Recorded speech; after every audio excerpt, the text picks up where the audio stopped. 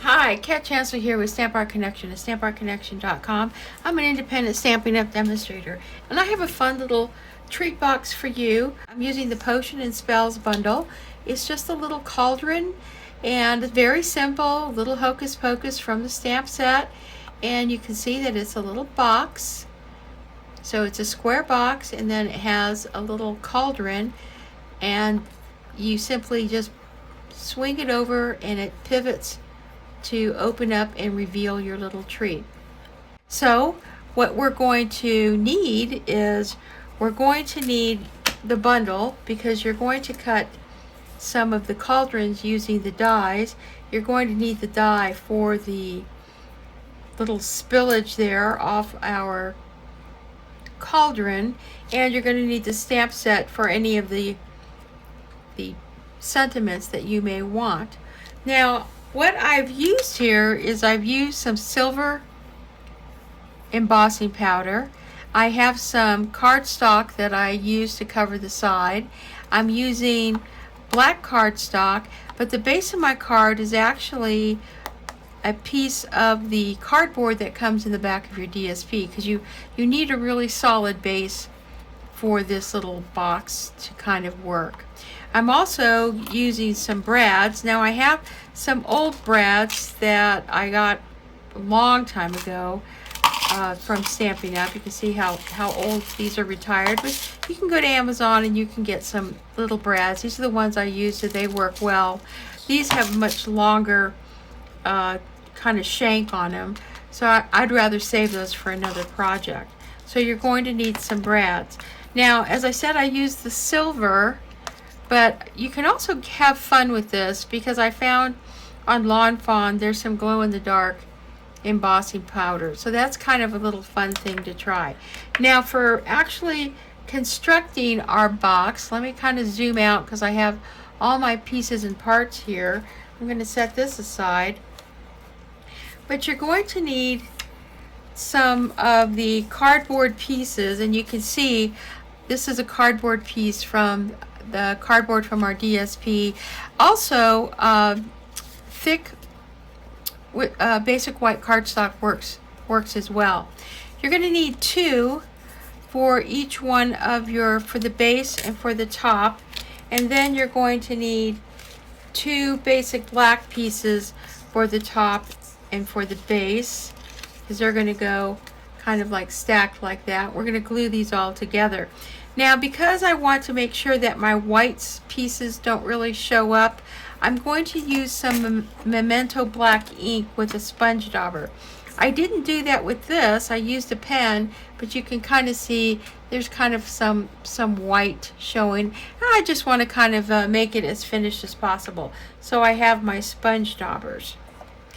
You're then going to cut out of Granny Apple Green for the top. You're going to cut two of these dies, drippy drips, and they're going to go on the top, and they're going to go after we put our brad in, so they act nicely to camouflage our brad. Now, for the box itself, you're going to need a piece, and again, this is thick basic white cardstock, and this measures 8 1/4 by 4 inches, and I will show you what the scoring is. For the little piece that we attach our brad to, and that's this little piece right here in our box, that is going to be 1 inch by 3 7/8, and again we're going to score that. Now, for the side of my box, instead of leaving it white, you have some options. You can stamp it, or you can cover it with cardstock.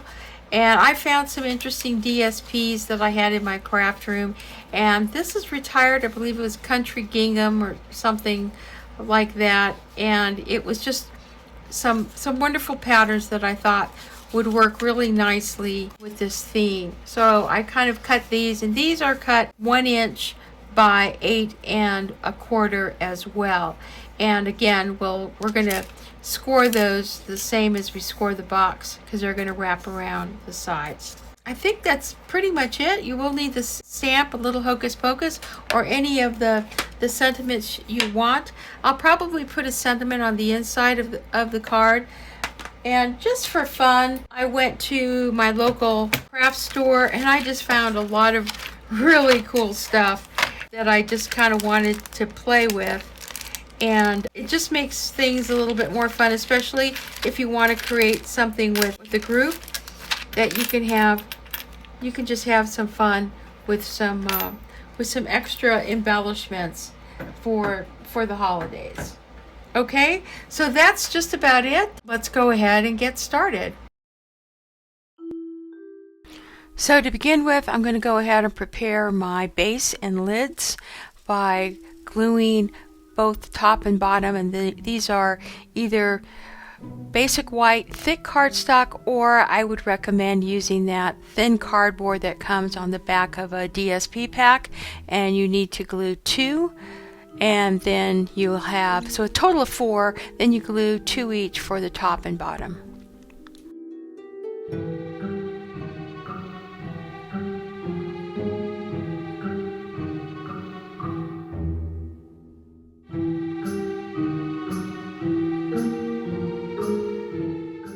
Now, to eliminate any of the white showing when we glue our basic black cardstock, I'm just taking a sponge dauber and some of my Memento black ink, and I'm just going around the edges and the sides with my sponge dauber to kind of make sure that it's just nice and black when I put glue the top of my basic black cauldron.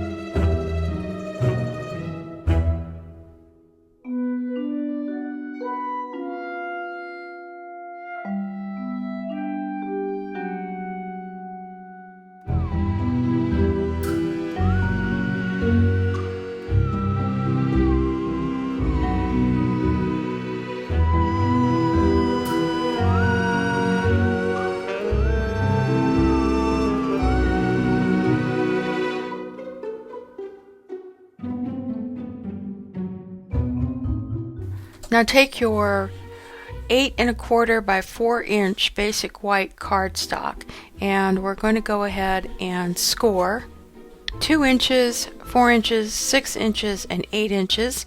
Then you're going to turn it over to the 4-inch side, and you're going to score at 2 inches and 3 inches.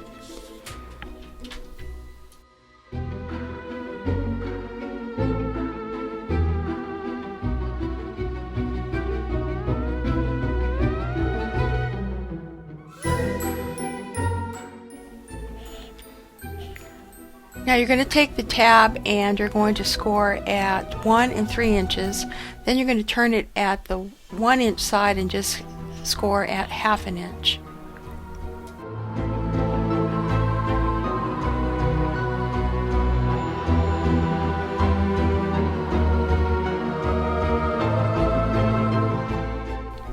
Okay, to create our little tab mechanism for our box, we're simply just going to cut the 2 rectangles on either side of our scored piece of cardstock so that you kind of have a T.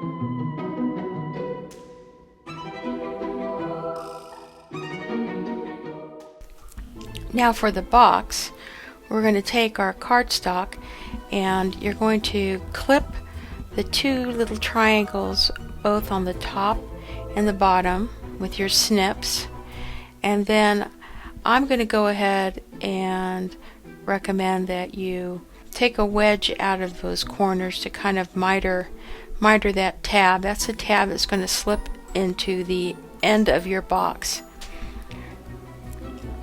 Then you're going to cut on either side of the score line, and what this is going to do, it's going to create kind of a wide gap.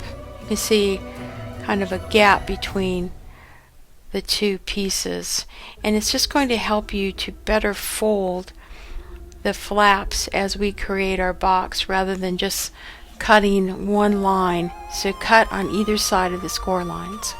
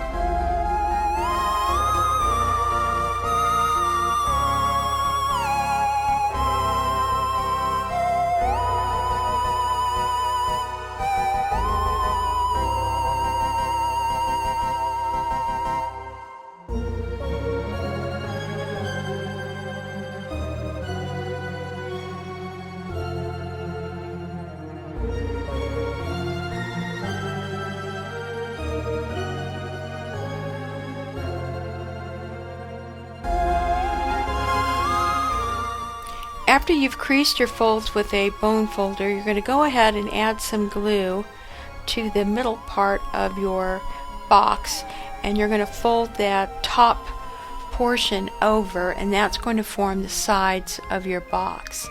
And once that is nice and dry, then you can fold your box over and use the tab to slip into the edge. So you don't really want to put the glue as far over to the edge of the side that the tab is going to slip in. You want to make sure that there's room there, and then if need be, you can go ahead and add a little bit of glue just to go ahead and secure it.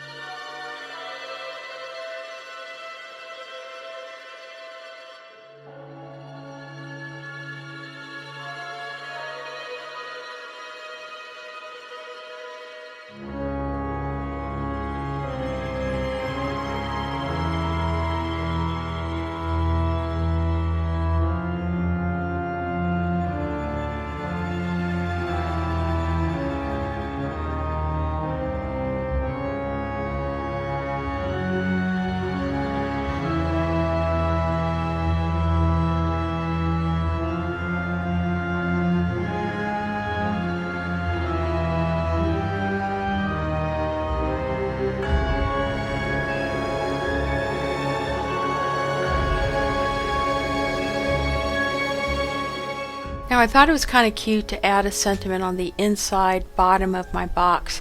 So this is the time you want to do that, and I just basically take one of the tabs, one of the flaps, and go ahead and stamp your sentiment. And that is going to be the first flap that you're going to fold over so that it appears as the bottom of your box. And then when you open the box, you'll see the sentiment on the inside.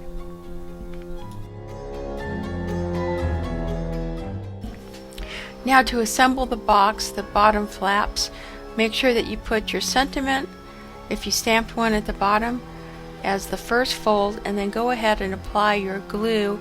And I fold the opposite side first, so the two opposites, so it's opposite to opposite, and that just kind of builds a little bit more strength to your box.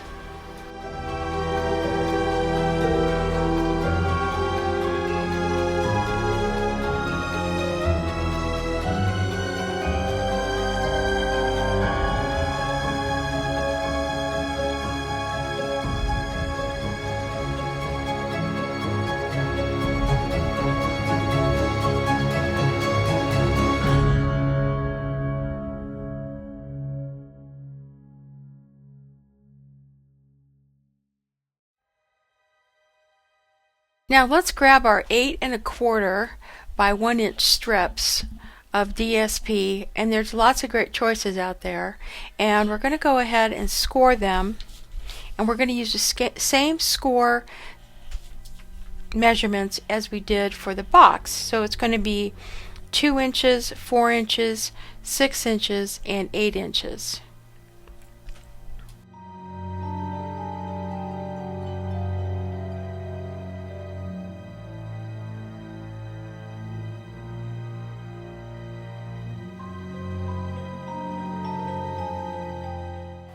So now we're going to assemble the little tab mechanism that's going to go on the inside of the box. And this can be kind of tricky, so you're going to have to be a little patient with this part of the process. But you're going to go ahead and you're going to fold your tab mechanism. And then when you put it inside the box, you can see kind of, and I have it backwards because, yeah, there you go. It goes that way. So you're going to adhere that back tab is going to go in the back of the box. And then you want to measure the hole for your brad. Now, I go ahead and I grab a ruler and I'm going to mark, because that fold there is 2 inches. So I'm going to mark the middle of that fold at 1 inch. And that's just basically going to give me my midline. Then I'm going to have to figure out how far down that tab is going to go. And one of the ways that I did it is I go ahead and I glue my box onto my base, because I want the base and the front to be kind of mirror each other, right? I want them to be aligned. So you want to make sure that that middle is going to meet the middle of your top, your lid.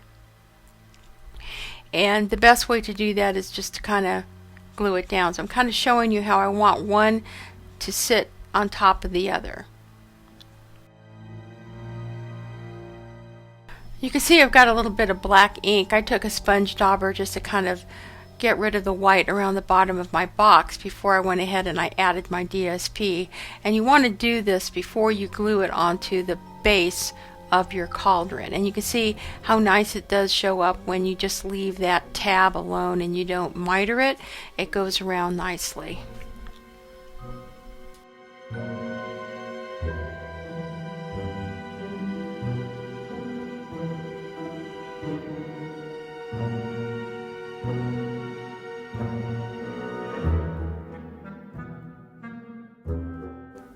Okay, now that we have our base on our box, I'm going to go ahead and I'm going to put on the lid, the top of our box. I'm just going to kind of line it up.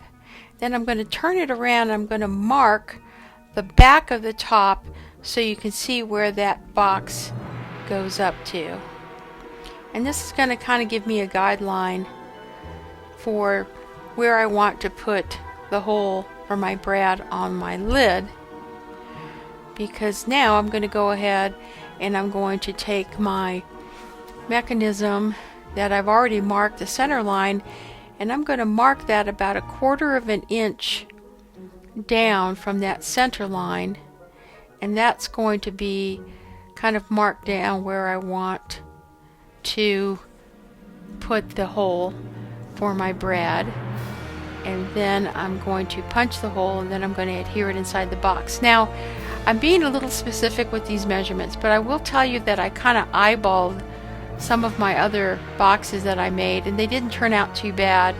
If you just kind of think about your measurements, and even if you have to like eyeball and punch it yourself later on, instead of being so exact, you know, it pretty much works out. So something you're going to have to play around with.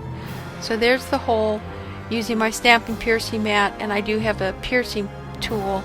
And now I'm going to go ahead and add my tear tape to the 3 sides that I'm going to adhere to my box.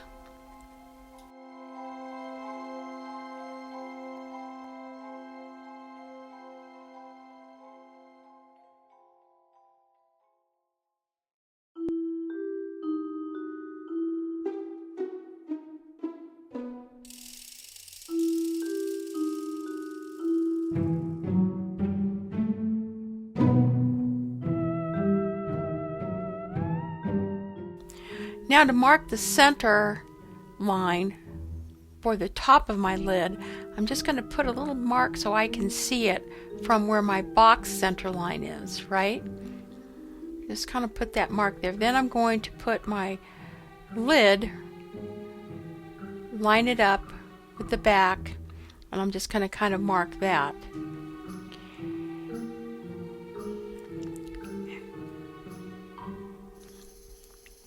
And then when I turn it around,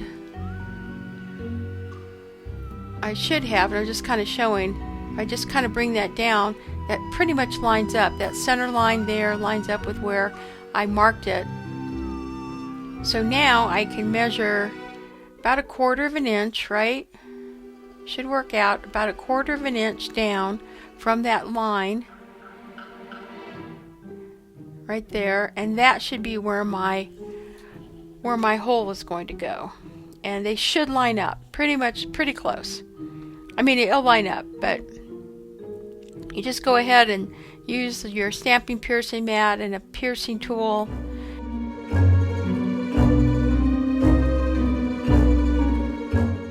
And you're just going to go ahead and poke that through your lid. Now what I do is I just go ahead and take this and I just stick it in that hole, and it kind of gives me an idea of how close it came, and it comes pretty close, and you can see that it came, you know, did pretty well. Now depending on how big your brad shank is, you know, if it came too high or too low, you can go ahead and use your pokey tool, and you could make that hole a little bit wider and to kind of line it up to your liking. But this is, you know, this is close enough, and I think it gives you a good product. And I'm just kind of lining it up there and poking it through one more time just to make sure that I get the hole in the right spot. All right, so now I'm going to go ahead and erase any of the lines. And that hole got a little bit bigger because I think it was a little bit lower. It should have been, my 1/4 of an inch should have maybe been a 1/16 lower. But you know, I'm not trying to make rocket science out of this, but it's just kind of getting a feel for the project and how you want to put it together. So now I put my shank in. You can see that the shank is lined up so that I can see where it splits. Then I'm going to put it in my hole. I'm going to open up the box so that I can oops. Let's do that again. I'm going to open up the box, and the shank keeps falling out from my brad because these are awfully tiny brads. And you can see, I can see that where it splits. Now my nails aren't my nails have grown back, but they're not really strong enough to be separating a brad, so I'm just going to use a tool here, and then I just managed to catch the edge of the back, and then I can kind of pull it and flatten it out. Now I will tell you that this will tear if someone is rough with it, so it's up to you whether you want to reinforce that at all. But look at that, I mean, that actually came out pretty good. So there you go. That's how we put together the box top.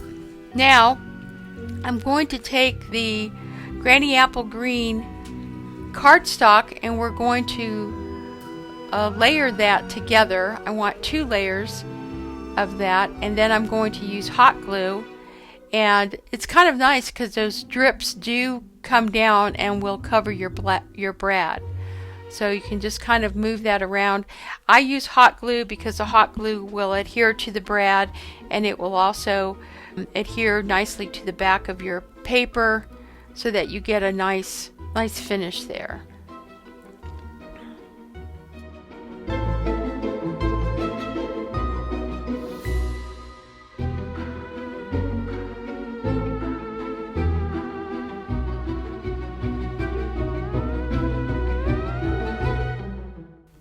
Now I loved embellishing these with googly eyes. I found some really cool spooky googly eyes, and I'll also show you how you can go ahead and emboss with some silver embossing powder to kind of come up with a different look.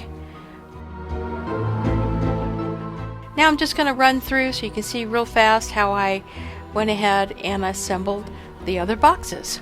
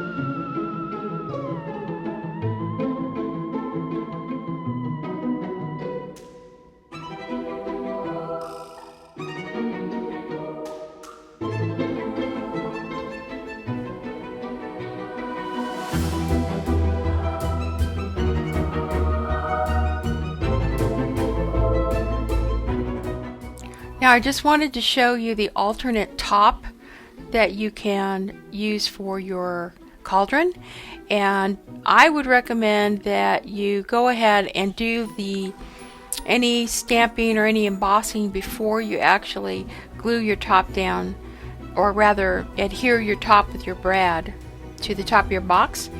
In this case I'm just going to use some silver embossing powder on the top of my cauldron, and then I'm going to adhere it with my brad and complete it with hot gluing my Granny Apple Green drips.